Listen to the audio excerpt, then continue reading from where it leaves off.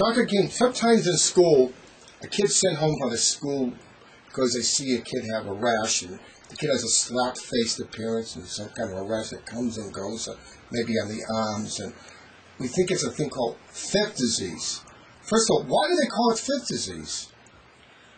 Well, traditionally there are several types of infections that have been described over time, many years ago, and fifth disease is the one that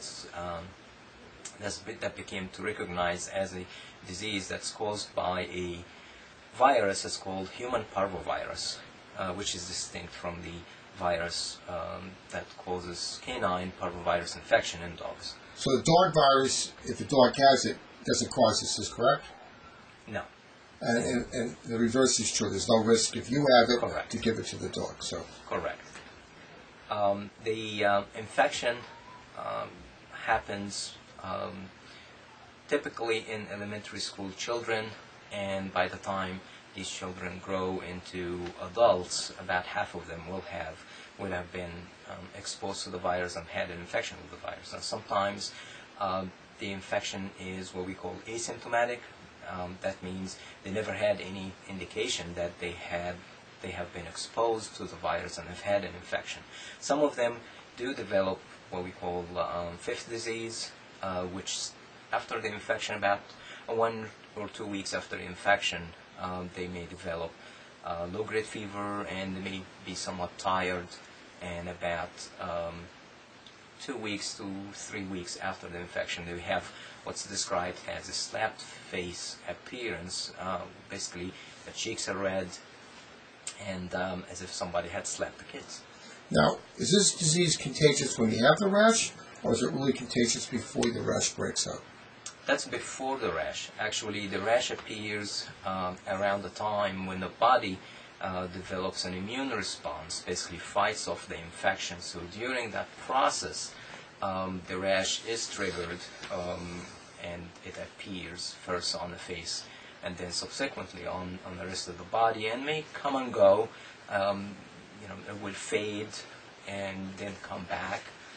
May have sometimes some sort of a lacy appearance to it, and sometimes it has unusual distribution, may be difficult, and require a consultation with someone that's familiar with unusual appearances of fifth disease. And it's also true that it probably gets a little worse if you go in direct sunlight or a warm bath. Sometimes it brings it up more.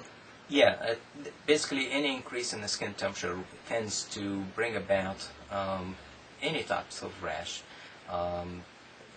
Fifth disease is just one of those that will become more prominent or more obvious with increased skin temperature. So a kid that has the rash probably can go back to school.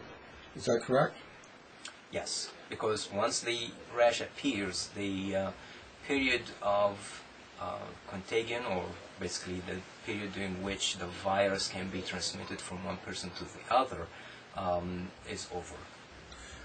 But is there any danger if the teacher or someone exposed a kid is pregnant? Is there any concern about that at all? Only during the time when the infection is early, before the appearance of the rash. Someone who may be immunocompromised because of, say, HIV, for example, may have an increased likelihood of transmitting the virus. And the reason for that is that, again, the immune response is really the essential piece to bring about the rash. So if someone is immunocompromised, their immune system cannot fight the infection, and therefore you typically don't see the rash, or may see it, but not as prominent as someone who's healthy. If a mother is pregnant and she's exposed to fifth disease, is there any concern for the pregnancy at all? There is a small chance, if the mother has never been exposed to the virus before, earlier in life, and it happens during the first half of the pregnancy, that there is probably a small chance, somewhere between 2 to 6%, of the virus causing a problem in the fetus and that problem essentially typically is anemia. Occasionally there may be a loss of the baby, an abortion, but the one that's typically associated with parvovirus infection during pregnancy is anemia in the fetus, which can be problematic. There's actually a blood test to see if someone was immune against this parvovirus? Correct. The blood test that's typically used looks for the antibody that fights the virus, essentially looking for an indication that someone has been infected with the virus and the immune system have responded to the virus, and you can detect that by a blood test. So basically it's a relatively benign disease, and we emphasize if the kid already has the rash, the kid going back to school, of course, it probably should be checked by a pediatrician to make sure that it is fit disease and not something else that looks like it. Is that correct? I certainly agree with that. So it's one of those diseases we generally don't get too concerned about. Typically not. Thank you very much.